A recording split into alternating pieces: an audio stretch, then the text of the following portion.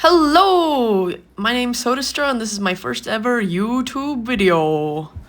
Here I'm drawing Wilma Flintstone on a Flintstones 2016 issue 1 sketch cover. I'm starting off with the blue mechanical pencil just to get the base down. This video is not sped up, but some of the other videos or clips in this video are.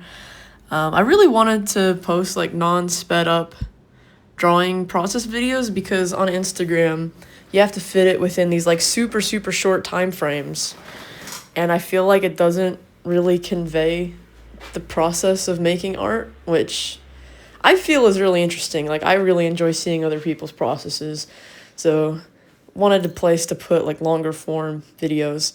Anyway, as you can see, I just opened up the book there.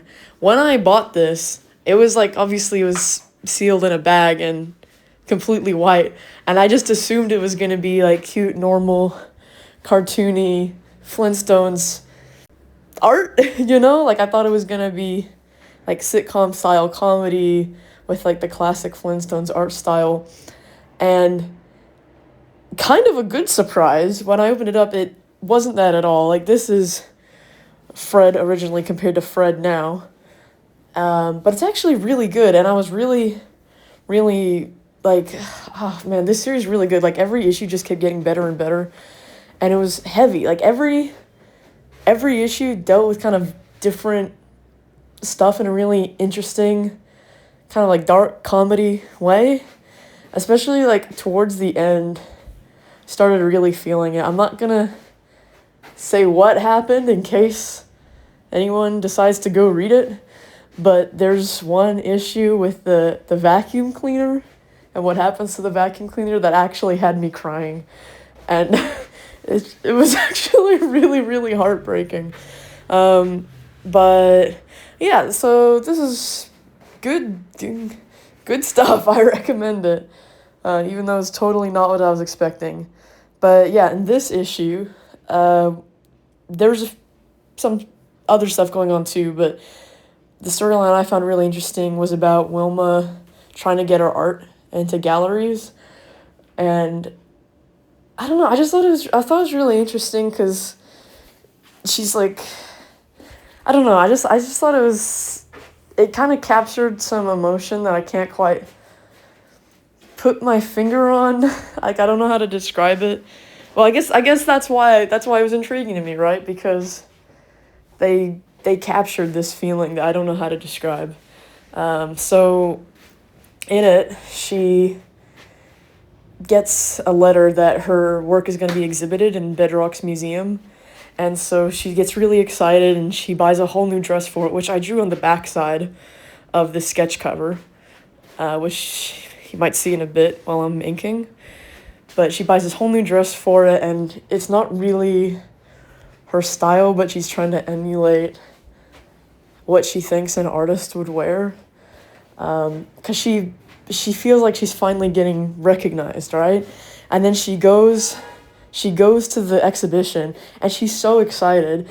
And like, cause it's like, I feel like she's so excited because she feels like people will finally understand her in like a way they couldn't before. Like, she's trying to communicate something about herself through the work, which they go into at the end of the chapter, where she kind of explains the significance of it.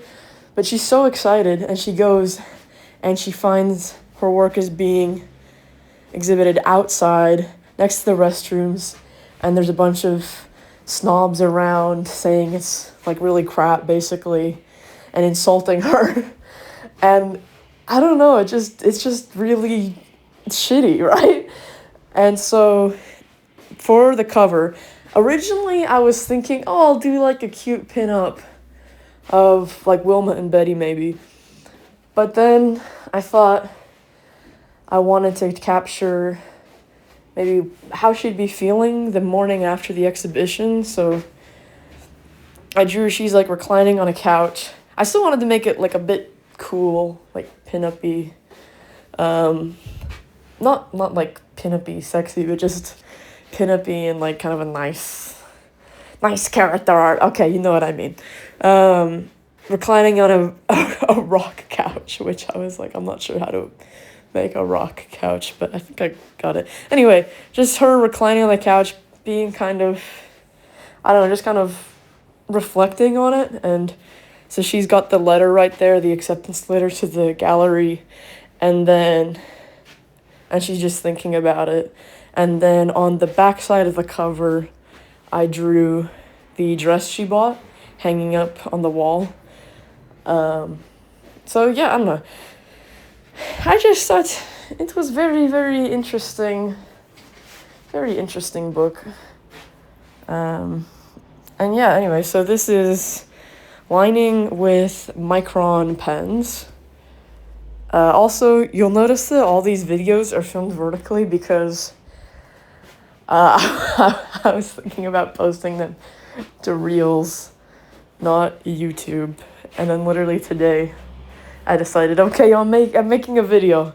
Oh, and that video is upside down. Oh yeah, wait, never mind. That's just because I was writing the text of the letter on it. Anyway, oh yeah, so I decided to like stack up rocks in a way to look like it's like quilted. I'm not sure if that came through, if it shows that they're rocks.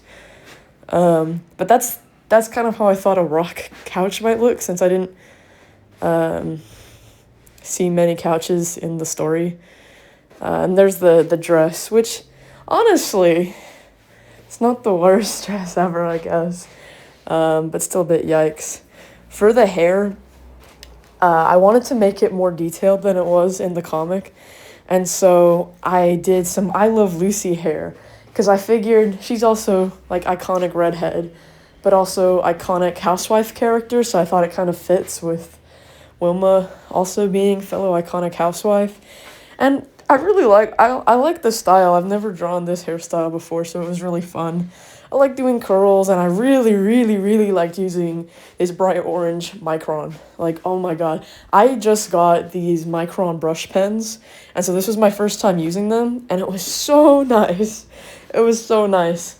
I use Microns for basically all of my lining, just because they're waterproof, and I do a lot of watercolor. And also they're archival, so it's good for stuff that you're going to sell to other people, so that won't fade later. But that's the other reason I didn't use any colors in this, because I thought, oh, I'm going to sell this. I should probably use stuff that's not going to fade. Also, I think it's kind of punchy and cool just having it black and white with one, like, what's it called? One hero color, or one, I don't know, just like one accent color. And so there I'm adding more of the orange to just give a bit of dimension to stuff, because I don't have any other midtones. But yeah, anyway, I use Microns for lining everything. But this was my first time using the Micron brush pens, which were pretty expensive, I will say, but honestly so worth it. Like, look at that color payoff. It is so rich, and it's so beautiful. Oh my gosh, I really like orange. Like, I've never really liked orange before. Like, literally my whole life I thought orange was the worst color ever. But something changed like a month or two ago. Something changed. I just think it's fun, and it's bright and juicy and summery. Yeah, also, I don't know if you saw going in with like the white brush. I dipped in the white ink, and then I went over all the highlights on the couch with this white kuretake ink. That's been really fun. I just got that recently, and so I've been, experimenting with here and there. I still need to try it out more, and let's try out the Micron brush pens more. And I don't know, this was also my first time drawing on a sketch cover, which was pretty nerve-wracking because I was scared of damaging the book. That's because I was like laying it flat and trying to flatten the crease. So I don't know if I'll draw on the back next time. But yeah, I'm pretty happy with how it turned out for my first try, and I'm pretty excited to do it again. I've been having a lot of fun trying new art supplies, new canvases, like drawing on a sketch cover, and new things like making a freaking 10-minute YouTube video. So hope you enjoyed my rambles and my Flintstones drawing. Heck yeah. And I'll see you next Friday. Woo! Happy New Year!